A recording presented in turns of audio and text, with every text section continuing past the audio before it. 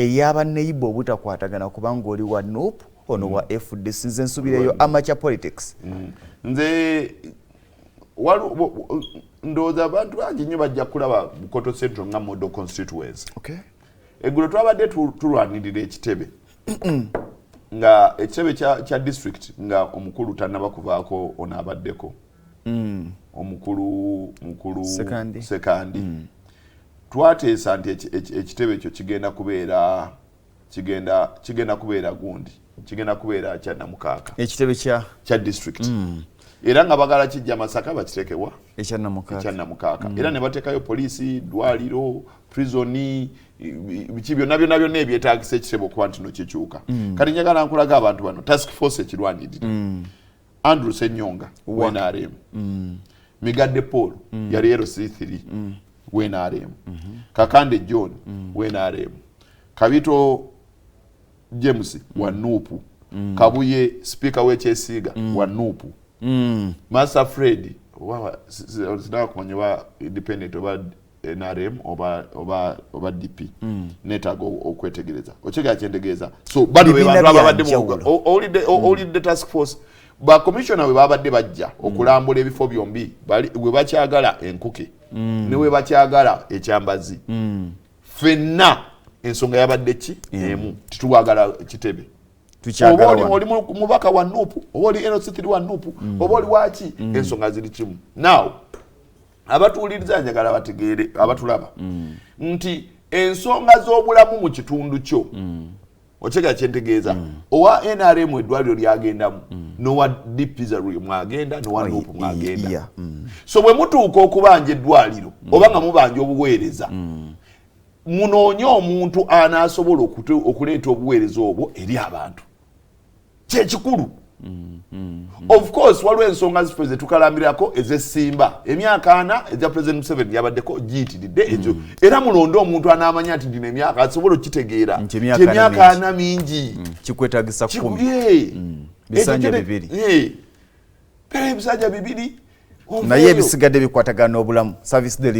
delivery is for us all enguudo mwamutandika kati bali mugoba abantu ku ttaka n'owulira nti ekyalo ky'egundi bagoba abantu ku ttaka ninga gwe tosobola kugendayo kubanga aliyo WNRM anedda chairman weyo WNRM oba ab'ekyalo ekyo be bamanyi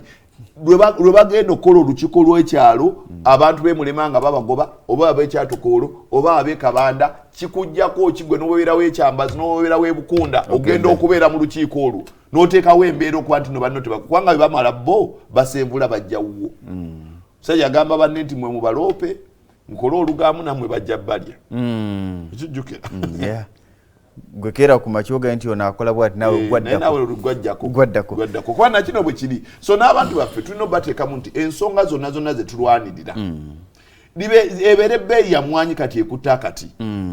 mwena mulinyi mwemwanyi wa NRM zalima owa DP zalima owa NUP zalima bwe mutuuka okunoonya omuntu anaabasobola obakulembera akatereke kemwanyi katereere ng'ate nga muddayo mu bibiina so there is a need for leadership okuba nti no yeegatta ku nsonga eziruma abantu baffe ebyo ebibiina ebintu musonga kati ebyobudde bw'obufuzi bwasoose ne buvaawo kati tulina okusooka okwegatta ku nsonga ezituluma tibannaaye kati musooke mujje tutuule muyite abantu bano n'abalima emmwanyi bajje babeere ku gundi obukulembeze bonna bujje tusooke tulabe ensonga kiki tugenda okusalira ensonga eno ey'emmwanyi tumale tufune ebirowoozo tubitwale wa minisita wa agriculture nga tuli kitole nowa minisita wa finance nga tuli kitole tefe ab'ebukoto central kukikwatagana n'emmwanyi lino etteeka tetugenda ddikkiriza kino ekikampuni kyemwaleese kyetuguza ekimu tetujja kikkiriza kino kiri bwe kiti nga muli kitole ku biseera by'enkulaakulana wano baleeta ssente z'emyoga miliyoni 5.6 abakulembeze ne babaako $5,000,000 grupu endala zino ziti basaluuni $3,000,000 baboda $3,000,000 bavubi $3,000,000 balimi $3,000,000 $5,000,000 mmeka $5,000,000 today bw'obuuza abantu beddada $5,000,000 waliwo abaazifunako zaalagawa kubanga abantu bagamba etteeka ligamba abantu tebasukka 7 okitegeera kyendegeeza wansi tebaka wansi wa 7 tebasukka 3 so bano abantu bagenda ne baregisteringa abantu just abantu 7 be bantu 3 secretary treasurer ne chairman abantu 7 ne bafuna emiliyoni eza 3 ne bazegabanya ate ne bazifuna bano 7 ate ne baddizaako bali abakola ki abazibawa bafunye miliyoni 3 azizaayo ko 10 lwakuba bamuwadde kickback oli agenza yazimbyemu hoteli kati bano basigaziza 2 omusanvu n'ekyo kuzikolamu tebakitegeera ne bazigabana bugabanya so naye bwero singa ensonga y'emyoga mwagikwatanga abakulembeze bonna wamu emyoga kitegeeza ki miliyoni zino 5.6 ze batuwadde ziyinza kwongerako ki kye tuyinza okulaba mu kitundu kyaffe ne bwe kiba kitono nnyo bwe kiti sibula mu Uganda obooli awakaddekeeko emboozi tebankadde ebigambo bibadde bingi tetwogedde kwogera kwa president naye mu seconds nga 10 okusibula mu Uganda. Bannayuganda kyenyinza okubagamba nti ebyogerwa bingi naye ebigambo biyiswako ki empewo kati obudde bwe tulimu mutegeere butegeezi ebyo byabaddewo omukulu Oulanyah yafudde kyabadde kyekyo takyadda gwe weebuuze kati kuwona aliwo tutandikiddewa mulekenga okulowooza ebyayita emabega waliwo abantu abakyakaabira ababaka abakola ki baayita ekyo kyakola ki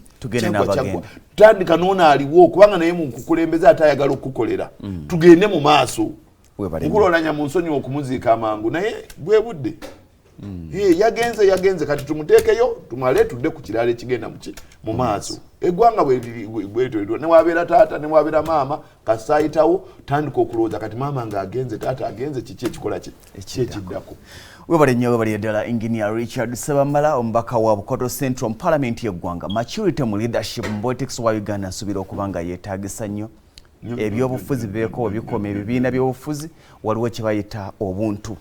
obuntu singa okikulembeza obulamu bugenda kwangwira toyina mulabewo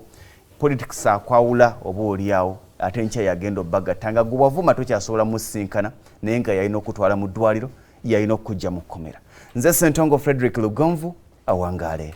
maaso mogi